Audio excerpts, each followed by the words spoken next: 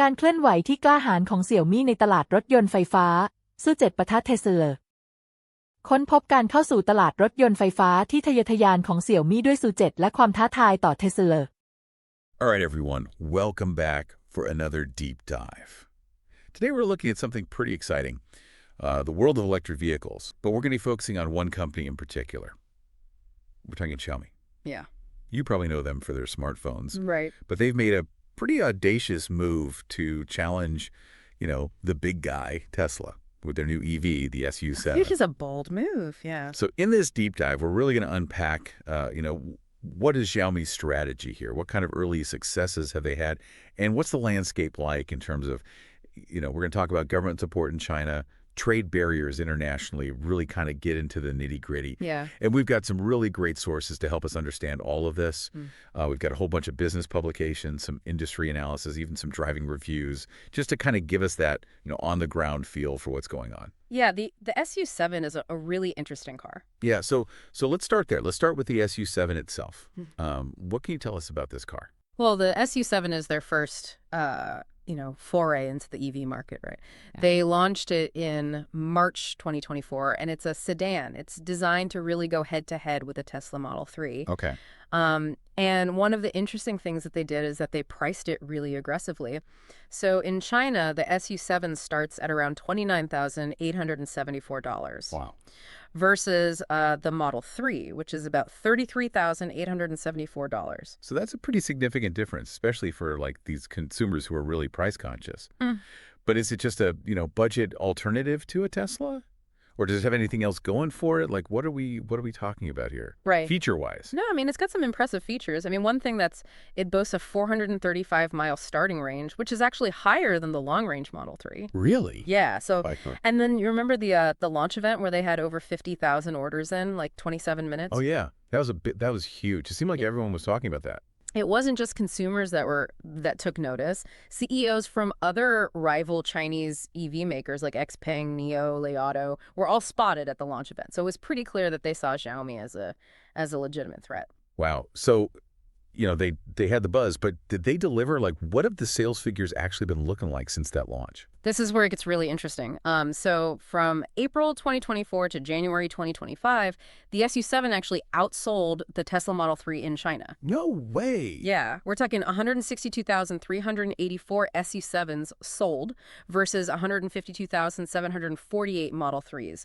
And that's even after China phased out those direct purchase subsidies for EVs back in 2022. Wow. So to outsell a giant like Tesla without the boost of those subsidies, that's pretty incredible. It is. Especially for a newcomer to the market. And they're aiming even higher. Yeah. They want to sell over 300,000 cars in 2025, and they're also going to launch a crossover SUV, the YU7, which is going to compete directly with the Tesla Model Y. So they're clearly not shying away from any challenges here. So it sounds like they're really going all in. But you mentioned, China ending those direct subsidies for EVs. Does that mean that the government's not supporting the industry anymore? Well, no, it's not quite that simple. Yeah. It's just the direct purchase subsidies are gone.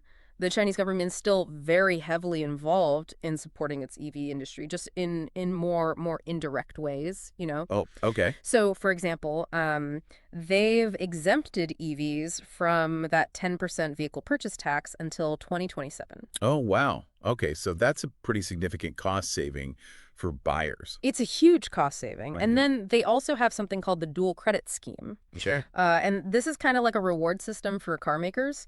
So for every new energy vehicle, which includes EVs that they produce, they earn credits.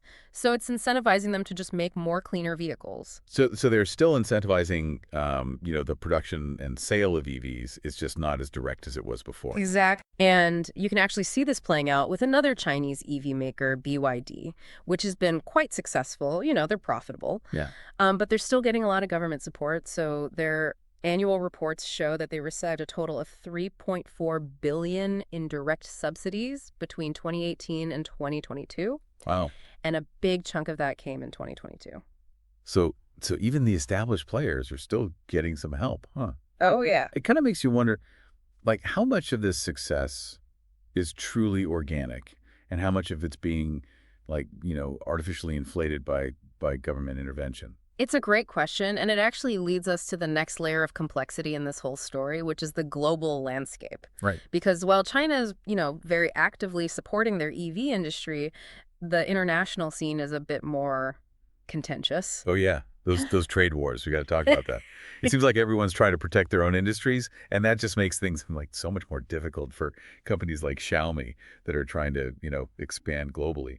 Yeah, absolutely. It's a real tug of war. We've seen the US, the EU, and Canada. They've all kind of ganged up, haven't they? Put some pretty big trade barriers up, specifically targeting these Chinese EVs. Yeah. I mean, they're not being subtle about it. I mean, the U.S., they put a 100% tariff on any Chinese-made EVs back in May 2024. Right. And then the EU, they decided to pile on as well. They put provisional anti-subsidy tariffs up to 37.6% on Chinese EVs, and that was July 2024. Yeah. But that was after an investigation. They started it way back in October 2023. Wow. And then Canada, just to round it out, they raised their tariffs to 100% as well, August 2024. So it's a lot. It's kind of ironic, isn't it? Everyone's pushing for, a greener future, but then these protectionist measures, they seem to be like really hindering the global adoption of electric vehicles. Yeah. I mean, even Elon Musk, Mr. Tesla himself, he's been critical of these tariffs because he's saying that it could slow down the transition to sustainable transportation. Oh. I mean, you have to ask yourself, what's really going on here? Are they genuinely concerned about these domestic industries, or is it, something else, trying to stifle the competition? Yeah, I mean, are there legitimate concerns about unfair competition from China? Or is this really just an attempt to kind of keep them down, keep them from getting too big? I think there are arguments on both sides, honestly. I mean, some would say that the heavy government subsidies in China, they create an unfair advantage, right? So Chinese companies can undercut the competition and flood the market with these cheaper EVs. Right. Yeah. Others would say, well, look, these measures are really important to help grow a new industry, and these tariffs are just protectionist moves. Yeah. They're designed to shield their domestic automakers from real competition.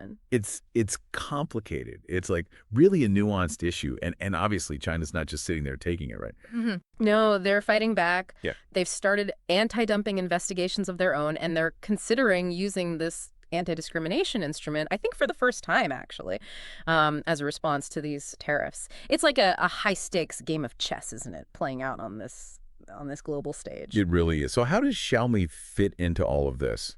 I mean, they've had this early success in China, but can they really replicate that on a global scale when they've got these trade barriers in place? That's the big question, isn't it? I mean, we know that their president, William Liu, has said publicly that they're gonna sell EVs globally within the next few years, starting with they're gonna launch the SU7 Ultra. Okay, so they're not backing down. No. But I think they're going to face some serious hurdles, right? I mean, just setting up your sales and service networks in these new markets, it's not easy. And then you've got to consider, the whole charging infrastructure, different countries, they have different regulations, different networks in place. I mean, how are they going to compete with, Tesla's supercharger network? That's a huge advantage. Yeah, that is. It's one thing to sell a car, but if people can't charge it easily, it's a deal breaker. Oh, absolutely. And then they're also going up against these established automakers who've been doing this for decades. They know how to navigate international markets. I mean, it's really kind of a David and Goliath situation in some ways. Yeah, it is. So we've talked about a lot here. I mean, we've seen Xiaomi's just meteoric rise in China with the SU7. They've had government support, but now they've got to face this really complex web of international trade barriers, and the competition is just fierce, as they try to expand globally. It's a fascinating case study, isn't it? I mean, it shows you the challenges and opportunities in this EV market. Yeah. They're just changing so rapidly. It really is. So I want to take a step back for a minute, though, and think about the bigger picture here. What does all this mean for the future of EVs, do you think? Well, I think it shows that the switch to electric mobility, it's not if anymore, it's when and how. Right. And it's happening globally. Governments are putting money into infrastructure. Companies are all fighting for market share. Consumers they're buying electric vehicles. It's happening. But I think it also shows you the challenges that come with this transition. Like we were just talking about, you've got geopolitical tensions, playing out in economics, this whole debate about government intervention versus a free market. It's a hot topic. Yeah, it's a It's a really complicated landscape, and I'm just really fascinated to see how this is all going to play out. Yeah, it's a huge question. And they've shown, like, they're ambitious and they can move quickly, but going global with everything that entails, I mean, that's a whole other, ball game. Oh, it is. It is. And the stakes are so high right now. I mean, the EV market is changing so fast. New technologies are coming out all the time. Battery innovations are accelerating, and you've got like the established automakers, they're pouring tons of resources into EVs. It's a really dynamic and competitive environment. And you can't forget, we talked about the geopolitics, right? The trade wars, the whole push for countries to be self-reliant, this race for resources, it's all kind of happening in the background, and that's shaping the decisions that governments and companies are making. Yeah. Absolutely, absolutely. And at the end of the day, it's the consumers, isn't it? They're the ones that are going to decide who wins and loses here. Can Xiaomi capture the imagination of buyers outside of China? Can they build a brand that really resonates with global audiences? Can they convince people that they're not just a cheap alternative to Tesla, but a real innovator? That's the real challenge, right? It's not just about like specs and features anymore. It's about building like a brand identity, a story, an experience that connects with people on a different level. Exactly. Yeah. And that's something that Tesla's done really well. I mean, they've created this whole culture, community around their brand. They've really tapped into what those like early adopters want, the tech enthusiasts, the people who want a more sustainable lifestyle. So Xiaomi, they're going to have to find their own niche, their own way to connect with a global audience if they really want to, challenge Tesla. So as we wrap up this deep dive into Xiaomi's, their electric ambitions, we're kind of left with more questions than answers, aren't we? Can they actually overcome these hurdles, navigate this, complicated landscape, and become a global force in the EV market? Time will tell, won't it? I mean, it's a story worth watching, that's for sure. It speaks to the bigger things happening in the world, the shift to a more sustainable future, the rise of these new economic powers, the constant push for innovation. I mean, it's fascinating. Yeah, it really is.